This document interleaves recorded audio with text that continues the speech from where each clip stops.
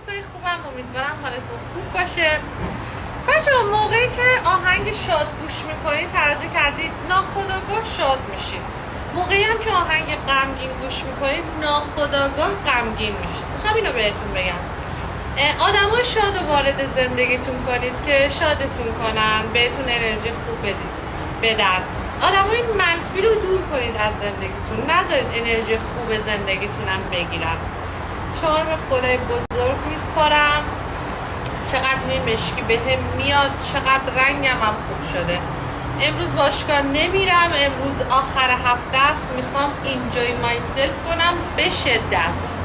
میخوام بی خیال این روزگار بعد با آدم های نامرد بشم، فقط لذت ببرم که هیچ کسی عزیزتر از خودم نیست برام تو این دنیا. بارونی بودنتون. خب تایم آفتابه، اومدیم آفتاب بگیریم. بچه اون کرمرم گرفتم به خاطر اینکه یه ذره پوستم حساس شده بود. بعد اینکه بچه ها تمام دیروز من گفتم همه تون رو مشاوره میدم، اگه مشکل چیزی دارید من مشکلتون رو حل میکنم، یعنی مشاوره میدم. همه خیلی اتفاقا مشکلات خوبیه. من تصمیم گرفتم هر روز راجع به یه دونه از این مشکلات صحبت بکنم. یکیشم اینه که گوش میکنید یا نه الان، یا نگم الان که خودم خسته نکنم. یکیشون راجع به آرایش کردن زنها زمانی که از خواب بیدار میشن مسواک میزنن، دستشویی میرن، مسواک میزنن، صورتشون میشورن، میان بیرون آرایش میکنن. شوهرشون گیر میدن که باز داری آرایش میکنی یا مثلا باز داری. اینو امروز میخوام راجعش بحث کنم. این بحث امروزمونه. خب این موضوع چند تا راه حل داره. یکیش اینه که البته اینم بگم این آقایون به قدری مریضن که اگر که هفته دوم این کارو بکنید، آرایش کنید، تا از خواب بیدار میشن شما رو میبینن میگن چه خبره، به خودت میرسی. بچه خلاصه موضوع این که به حرف اصلا به نظر من حتی پارتنرتون هم اهمیت ندید، کار خودتون رو بکنید. خانوما زیبا باشید، به خودتون برسید، بخندید، ورزش بکنید. هر کی خواست شما رو، قدر شما رو دونست خواست، نخواستم قدر نمیدونه دیگه. شما برای کسی زندگی نمی کنید، شما برای کسی آرایش نمی کنید. اولین نفر برای خودتون مهمید. برای خودتون آرایش کنید، برای خودتون غذا درست. خب خونه ما یه بدی داره، اونم اینه که یک ساعت بیشتر نمیتونه آفتاب بگیره. آفتابمون زود میره. مسائل های آفتابی. بچه ها همیشه خانوم ها اگر میخواید آفتاب بگیرید موهاتون رو آفتاب میزنه، خشک میکنه. همیشه با یه چیزی فیکس کنید، ببندید، مثل من یه دست سر ببندید.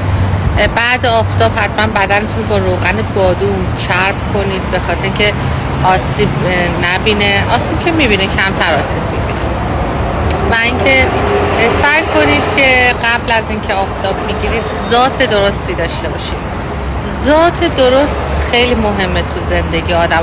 به همه جا میرسید با ذات درست. آدم خوبی باشید، آدمای خوبی باشید، انسان باشید. گوشیم در گفته. بعد اینکه آدمی را آدمیت لازم است. سلامی دوباره در خدمت شما عزیزان دوست داشتنی هستم. امروز بحثمون راجع به من دایرکتم پر شده است پسرای بدنساز. برای من خیلی بالای فکر کنم، واقعا خیلی زیاد. همه میگن خانم به ما مشاوره بده، ما نمیتونیم با کسی دوست بشیم، ما نمیتونیم بریم توی رابطه، زود خسته میشیم، همش باشگاه خونه.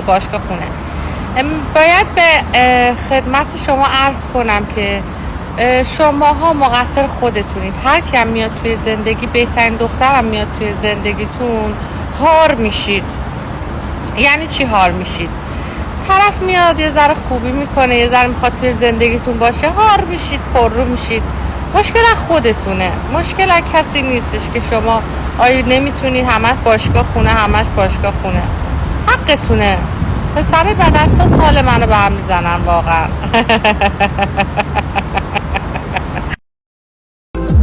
یه رنگ زردی سفیدی سبزی بزن بشمون که داره کم نمی نزا باز بگم فلانی داره بیرم میشه بیا یه سر بزن به من دلم براتر میشه یه رنگ زردی سفیدی سبزی بزن به عشقمون که داره کم میشه نزا باز بگم فلانی داره بیرم میشه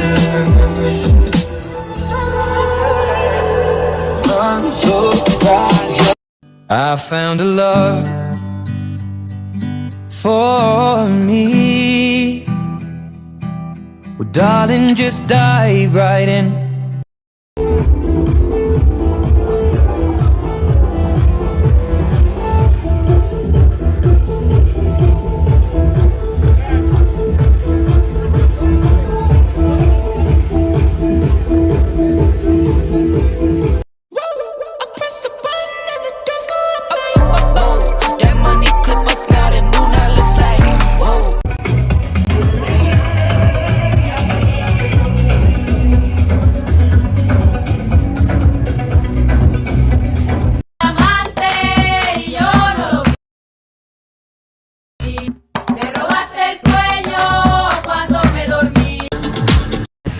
باشگاه ورزش کنیم سر حال. به به به به به مثل اسب میمونه، این اسب. خب من تازه فهمیدم که همه آدم حرفه‌ای‌ها ساعت 9-10 شب میرن تمرین میکنن. هوا خوبه دیگه، نسبتا خلوت‌ترم هست.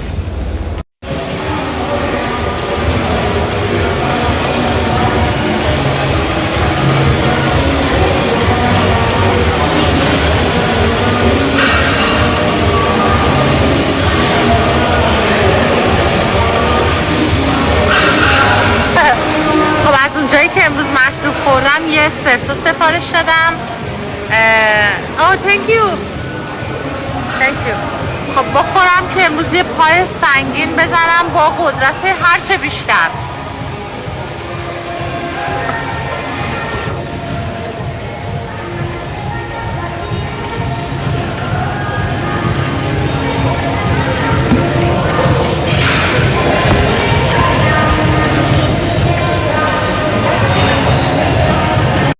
هیچکی تو باشگاه نیست.